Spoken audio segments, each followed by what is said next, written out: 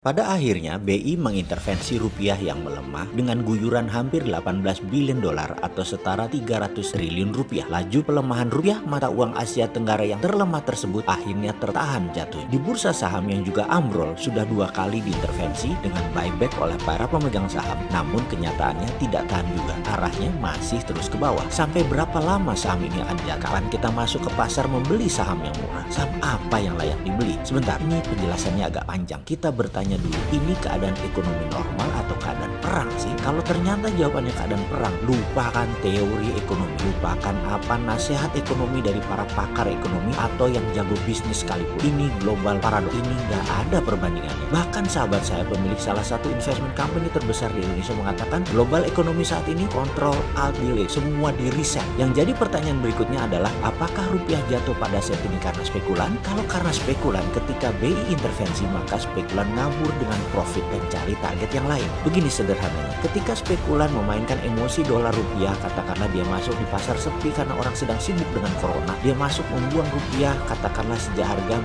14.700, lalu dia beli terus dan di harga 16.700 BI intervensi, diguyur dolar, spekulan langsung lepas harga di 16.500, panen mereka dengan 15% profit. Kalau modal 5 triliun, maka dalam 2 minggu dapat uang 750 miliar. BI masuk, ngabur dah bawa profitnya. Nilai mata uang rupiah menguat lagi, bahkan bisa balik ke 15 ribuan. Itu kalau spekulan yang kerja. Lalu ada beda kalau memang market yang perlu dolar. Misalnya Pertamina mau impor, PLN dan BUMN lainnya yang kemarin pinjem membangun infrastruktur pakai dolar, yang kemudian harus pegang dolar saat ini, maka pasti beli dolar lebih banyak dari yang jual dolar karena mereka ekspor belum pulih, dolar nggak ada di pasaran. Dengan kondisi begini maka rupiah besok bisa melemah lagi. Terus ada lagi yang terakhir yang nggak ada hubungannya dengan surplus perdagangan, yang bukan spekulan mata uang, yaitu benar-benar menarget Indonesia seperti tahun 97-98. Itu terus dihajar rupiahnya bahkan tanpa belas kasihan. BI intervensi, besok dihajar lagi, diintervensi, dihajar lagi, dipukul lagi, dihit lagi. Ini yang kita takutkan karena sekali lagi, saya ini walaupun kecil-kecilan gini adalah pakar trade analysis. Rupiah bisa nggak ada bottomnya kalau kayak gitu. Saham bisa nggak ada bottomnya kalau kayak gitu. Kalau ditanya kapan beli saham di bursa, kapan kita lepas dolarnya, maka jawabannya adalah ketika sebuah pisau meluncur jatuh, jangan coba tangkap pisau itu. Biarkan sampai nancep di tanah baru ambil gagangnya. Mengertikah sahabat akan sanepok hiasan ini? Rupiah kalau dihit, saham kalau dihit, biarkan dulu, jangan ditangkap di jalan. Berdarah tanganmu bisa-bisa. Kita rangkum jadi apa skenario ketiganya tadi yang akan terjadi di pasar. Pertama, kalau spekulan yang memainkan rupiah dan memainkan bursa saham, maka pasar akan kembali normal ketika habis diintervensi. Jika benar hal ini terjadi, bagaimana dengan bisnis kita? Tetap lakukan apa yang kita kerjakan